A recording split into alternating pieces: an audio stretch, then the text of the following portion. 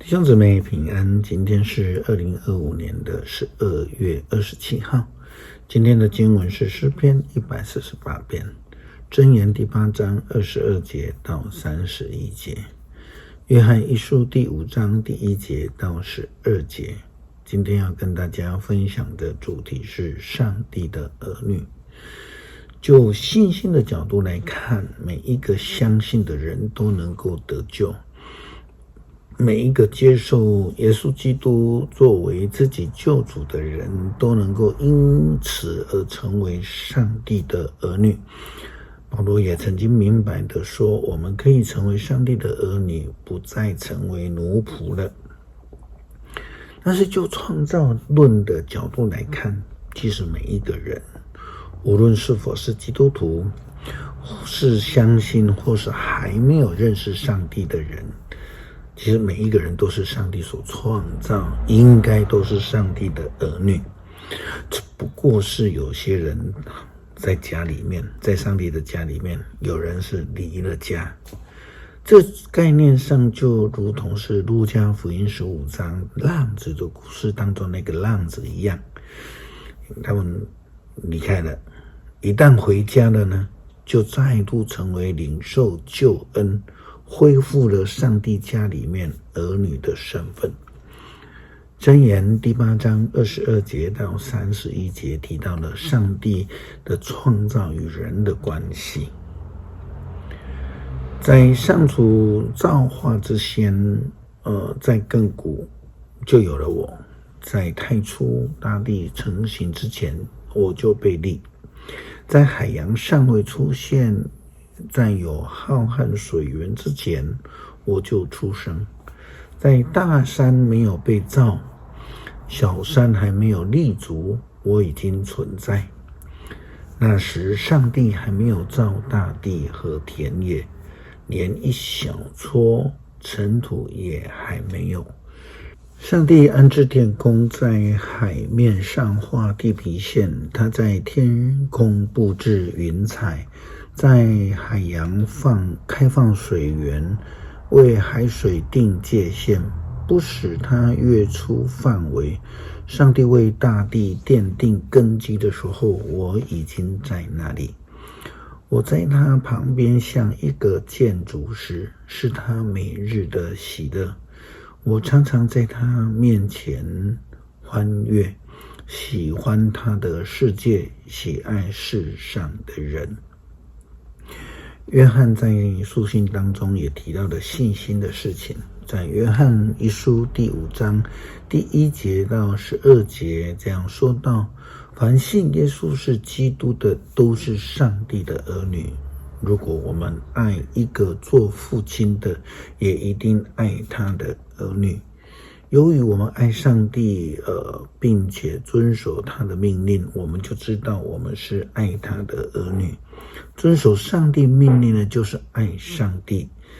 他的命令并不难于遵守，因为上帝的每一个儿女都能够胜过世界，使我们胜过世界的是我们的信心。谁能够胜过世界呢？只有那些信耶稣是上帝儿子的人才能够胜过世界。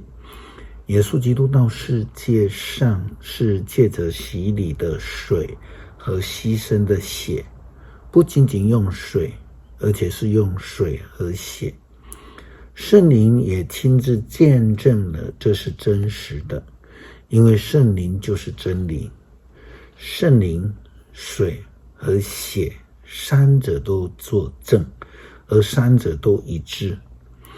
既然我们接受了人的见证，上帝的见证当然更有效力。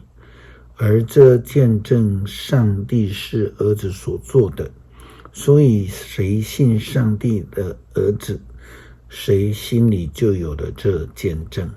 谁不信上帝，就是把上帝当作为撒谎的，因为他不信上帝曾经为他的儿子所做的见证。这见证就是上帝赐给我们永恒的生命，而这生命的源头就是他的儿子。谁有上帝的儿子，谁就有了这生命；谁没有上帝的儿子，谁就没有这生命。爱上帝，相信上帝，接受上帝救恩的人，都是上帝的儿女。这都是上帝的应许，也是他所赐的救恩。诗篇148篇，要赞美上主，你们要从天上颂赞上主，要在高天颂赞他。他的众天使啊，你们要颂赞他；他的众天军啊，你们要颂赞他。太阳啊，月亮啊，要颂赞他；闪耀的星辰啊，要颂赞他。天上的诸天啊，要颂赞他；天上的众水啊，要颂赞他。愿万象都颂赞上主的名，他一命令，一切就造成，各有固定的位置，永不改变。他的命令谁都不能违背。海怪啊，深渊啊，闪电、冰雹、雪和云雾啊，遵行命令的大风啊，要从地上颂赞上主。大山小山啊，果树森林啊，野兽牲畜啊，昆虫飞禽啊，你们都要颂赞他。君王啊，万民啊，公侯啊，一切掌权者啊，少年人啊，少女啊，老年人啊，孩童啊，你们都要颂赞他。愿他们都颂赞上主的名，唯有他的名被尊崇。他的荣耀超越天地，他使他的子民强盛，因此他忠贞的子民以色列，所有的亲爱的子民都颂赞他。